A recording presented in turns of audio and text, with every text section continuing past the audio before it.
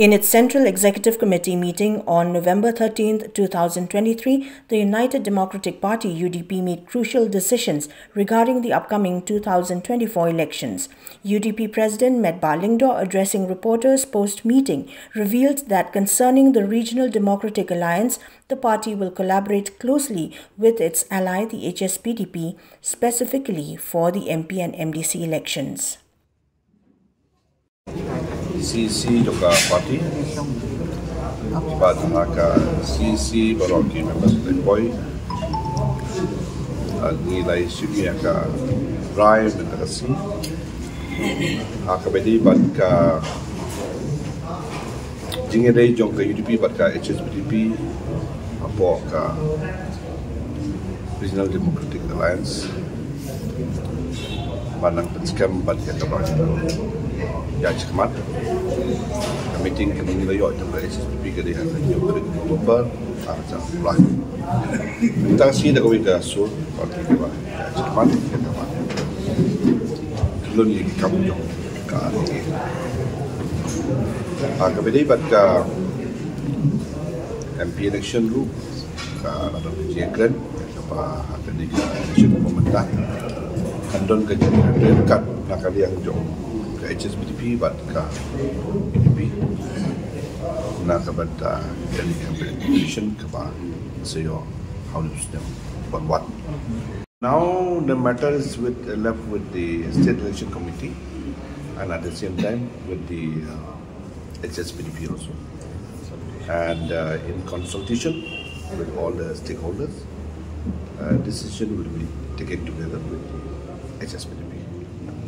Lyngdoh stated that the party has formed a state election committee to oversee the selection of candidates for the 2024 MP and MDC elections. This decision comes in light of numerous workers from districts and blocks expressing interest in running for next year's elections. Additionally, the UDP president mentioned that the candidate selection for the Tura parliamentary seat will also be entrusted to the party's state election committee. Nak benda ka Tura parliamentary seat pada ni kasi isi mendakasi kala komiti ya komiti jangka parti dekat bat kat dengan senior leaders jangka parti na health bahkan session bat kat hakabadi bat KMP election nang tak susu haka beri batka CC mendakasi kala approve ya ka state election committee nak benta ka MP election bat kumjuru nak benta ka MDC election de manor kini dan kiwai ki member kepada ki president ki secretary di respective districts kiba diru ki hot abawan campaign ni komentar kitu ki konsulsi ki bahap ha kawai ki district de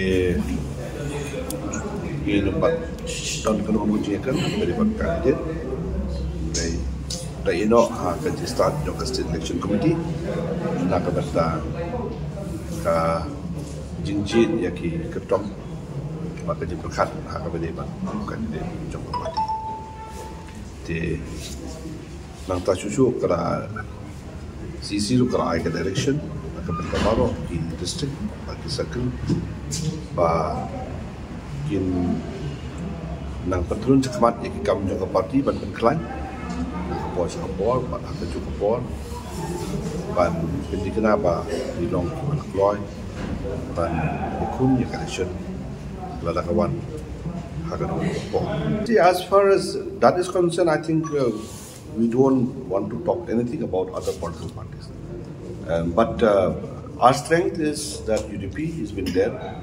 for many years, and people have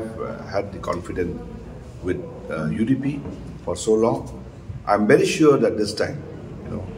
after what has happened in the last MLA election, I think people will realize that UDP is the only party that they will be